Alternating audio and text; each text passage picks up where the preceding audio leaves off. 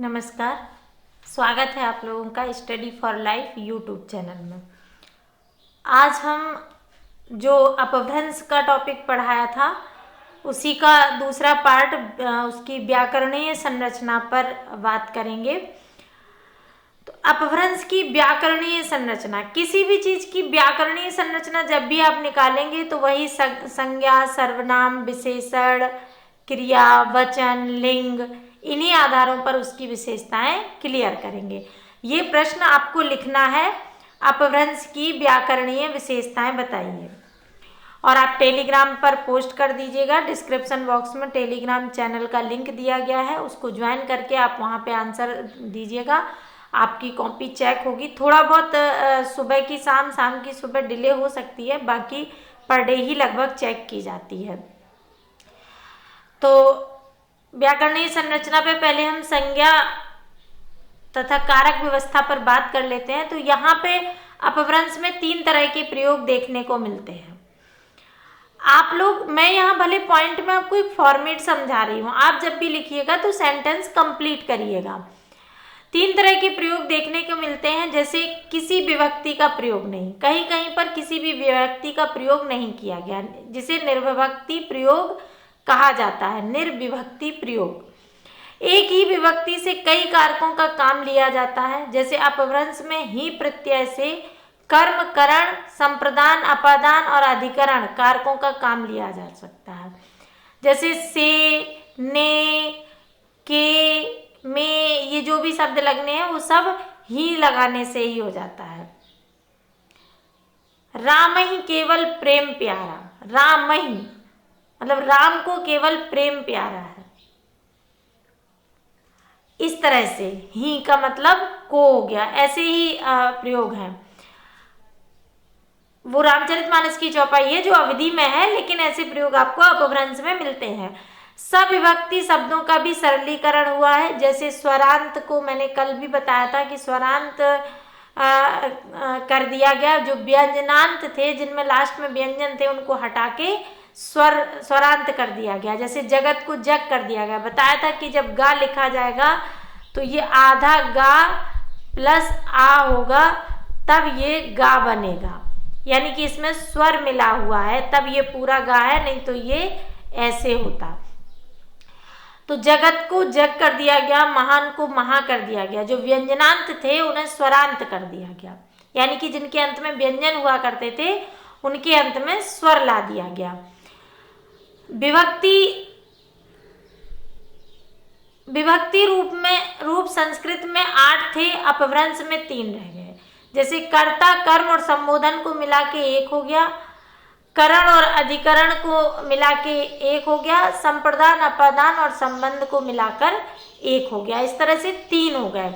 जैसे संस्कृत में ये सब 8 हैं, कर्ता, कर्म, क्रिया, ऐसे कर्ता ने कर्म को, ऐसे प्रथमा कर्ता ने द्वितीय कर्म को, तृतीय करण से, चतुर्थी संप्रदान के लिए, पंचमी अपादान से अलग होने में, षष्ठी संबंध काकी के, नानी ने, रारी रे, सप्तमी संबोधन, अष्टमी हे हो हरे। इस तरह से जो 8 थे इन्हें 3 कर दिया गया। अपभ्रंश में किसी एक संज्ञा के केवल 6 रूप बचे, जो पाली प्राकृत में 12 और संस्कृत में 24 थे। पुल्लिंग और स्त्रीलिंग के भी विभक्ति चिन्ह होने लगे, और अपभ्रंश में पहली बार परसर्गों का स्वतंत्र विकास हुआ। जैसे कर्म के लिए ही का प्रयोग हो गया, संप्रदान के लिए ते ही का प्रयोग हो गया, संबंध के लिए का या कर का प्रयोग हो गया। संबंध कारक के लिए का विकास इस युग की एक बड़ी उपलब्धि है, क्योंकि यह वर्तमान में भी आधिकारिक रूप से प्रचलित है।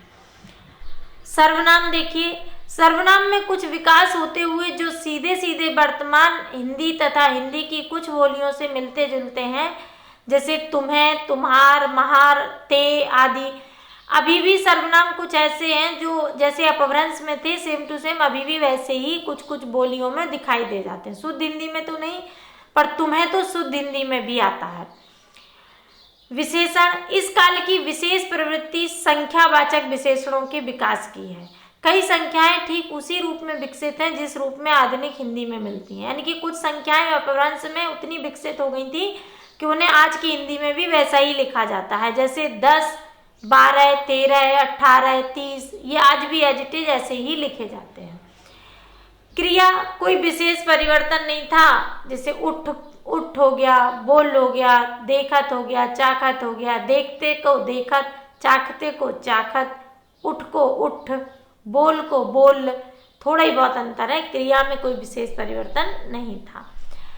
वचन संस्कृत में 3 वचन होते थे, एक वचन, बहुवचन, द्विवचन, एक वचन, द्विवचन, बहुवचन, और अपभ्रंश में ये 2 हो गए, एक वचन और बहुवचन। आज की हिंदी में भी 2 ही हैं, एक वचन और बहुवचन। लिंग संस्कृत में 3 थे क्या हैं? एक वचन,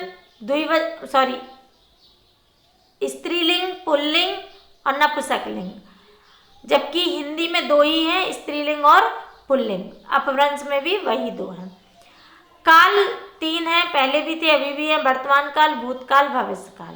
वर्तमान काल के जो शब्द हैं अपभ्रंश में वो सीधे सीधे संस्कृत जैसे हैं। भूतकाल के जो शब्द हैं वो हिंदी के कृदंतों की तरह हैं, और भविष्य में कुछ कृदंत हिंदी जैसे हैं और कुछ संस्कृत जैसे भी हैं। अपभ्रंश की शब्दकोशीय प्रवृत्तियां, सबसे अधिक तद्भव, देशज, तत्सम, विदेशज, ऐसे क्रम है। मतलब सबसे अधिक अपभ्रंश में जो शब्द हैं वो तद्भव अधिक है, उसके बाद देशज की मात्रा अधिक है, फिर तत्सम है, तब विदेशज है। जैसे तद्भव में धम है, कम है, संख्या है 10, 13, 18, 30 आदि। अपभ्रंश का विकास विकेंद्रीकरण की प्रवृत्ति से हुआ है, इसलिए देशज भाषा के शब्द तेजी से विकसित हुए। आमतौर पर ध्वन्यात्मक शब्दों, घर गृहस्थी से संबंधित शब्दों तथा कुछ विशेष क्रियाओं में देशज शब्द दिखते हैं। ध्वन्यात्मक शब्द जैसे किलकिल, झलझल, खुड़, ये देसी लोग प्रयोग करते हैं, जिनका कोई विशेष अर्थ नहीं होता। घर गृहस्थी में जैसे रस्सी का प्रयोग होता है, घूंघट का प्रयोग होता है, मुर्गा के लिए मुग्ग का प्रयोग होता है, ये सब देशज शब्द थे जो तत्सम में आ गए हैं। क्रियाएं जैसे थक्कई, थकता को थक्कई बोलते थे। तत्सम शब्दों की संख्या बढ़ने के 2 कारण हैं। एक तो ब्राह्मणों का पुनरुत्थान हुआ तो फिर से संस्कृत के शब्द अपभ्रंश में समाहित होने लगे, और दूसरा कई ऐसे शब्द हो गए जिनका एक ही शब्द के कई अर्थ निकलने लगे, इसलिए भी उनके लिए संस्कृत के शब्द का प्रयोग करने लगे। जैसे सुत्त शब्द था, सुत्त शब्द सुक्त के लिए भी था, सूक्त के लिए भी था, सूत्र के लिए भी था, शक्ति के लिए भी था। इस तरह से शब्द, एक ही शब्द के जब कई अर्थ निकलने लगे तो समझने में परेशानी होने के कारण फिर से उनके लिए संस्कृत शब्दों का प्रयोग किया जाने लगा। अरबी फारसी के विदेशी शब्द शामिल हुए, जैसे तहसील है, रूमाल है आदि शब्द जो अरबी फारसी के थे, इन्हें विदेशज कह सकते हैं। अपभ्रंश के भेद पर बात करते हैं। अपभ्रंश के भेद, नामी साधु एक विद्वान हुए हैं, उन्होंने 3 भेद बताए हैं, उपनागर, आबीर और ग्राम। मार्कंडेय एक विद्वान हुए हैं, उन्होंने भी 3 भेद बताए हैं, नागर, उपनागर और ब्राचर। नामवर सिंह कहते हैं कि नामी साधु द्वारा वर्णित उपनागर अपभ्रंश व मार्कंडेय द्वारा वर्णित नागर अपभ्रंश सामान्यतः एक ही है, जिससे परिनिष्ठित अपभ्रंश भी कहा जा सकता है। शेष चारों भेदों की व्याख्या भी प्रमाणों के अभाव में नहीं कर सकते। यानी कि जो उपनागर और नागर है ये दोनों एक ही तरह की हैं, बाकी कोई विशेष इनका वो नहीं मिला है प्रमाण। भौगोलिक क्षेत्र था इनका, भौगोलिक क्षेत्र के आधार पर विभाजन, नागर गुजरात में थी बोली जाती थी, उपनागर राजस्थानी क्षेत्र में और ब्राचर सिंध प्रदेश में। डॉक्टर तगारे कहते हैं कि 3 भेद ये भी स्वीकार करते हैं कि पूर्वी अपभ्रंश, पश्चिमी अपभ्रंश और दक्षिणी अपभ्रंश। पूर्वी में मध्य प्रदेश के पूर्वी भाग जैसे सरहप्पा, कनप्पा आदि सिद्ध साहित्य लिखा गया। पश्चिमी अपभ्रंश में गुजरात और राजस्थान का क्षेत्र आता है, जो कालिदास के नाटक आदि में प्रयोग हुई अपभ्रंश भाषा। कालिदास के नाटक संस्कृत में थे, पर उनके भी जो निम्न वर्ग के जो पात्र थे वो अपभ्रंश बोलते थे, जैसा मैंने पहले भी बताया था। दक्षिणी अपभ्रंश, नामवर सिंह ने इस भेद को स्वीकार नहीं किया। जो स्वीकार किए हैं वे हैं जसहर चरिव और महापुराण। इन 2 में दक्षिणी अपभ्रंश देखने को मिलती है। अपभ्रंश को भाषिक विकास की एक अवस्था मानने वाले भाषा वैज्ञानिकों ने डॉक्टर धीरेन्द्र वर्मा की चर्चा भी वांछनीय है। 5 प्रकार के अपभ्रंश ये स्वीकार करते हैं। ये कहते हैं कि ये विकास की प्रक्रिया थी, जैसे सौरसैनी प्राकृत से सौरसैनी अपभ्रंश बना, मागधी प्राकृत से मागधी अपभ्रंश बना, अर्धमागधी प्राकृत से अर्धमागधी अपभ्रंश बना, महाराष्ट्री प्राकृत से महाराष्ट्री अपभ्रंश बना और पैसाची प्राकृत से पैसाची अपभ्रंश बना। ये 5 भेद ये बताते हैं जो प्राकृत के थे उसी का विकास दिखाते हैं। स्पष्ट है कि भाषा वैज्ञानिकों में इन भेदों को लेकर पर्याप्त विवाद है। वास्तविकता यह है कि अपभ्रंश के साहित्य में ऐसे प्रमाण उपलब्ध नहीं हो पाए हैं जिनसे इन भेदों की पुष्टि की जा सके। इसके बावजूद यह कहना भी कठिन है कि ये भेद काल्पनिक है। संभावना के तौर पर इन भेदों को स्वीकार किया जा सकता है, किंतु प्रामाणिकता के लिए हमें कुछ और भाषा वैज्ञानिकों की प्रतीक्षा करनी होगी।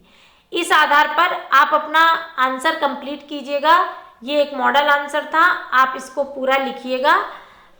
अपभ्रंश की विशेषताएं बताइए या अपभ्रंश की व्याकरणीय विशेषताएं बताते हुए उनके भेद स्पष्ट कीजिए। तो आप हमें टेलीग्राम चैनल पर भेज दीजिएगा। हमारा चैनल भी सब्सक्राइब कर लीजिएगा और इसे शेयर भी कर दीजिएगा। धन्यवाद।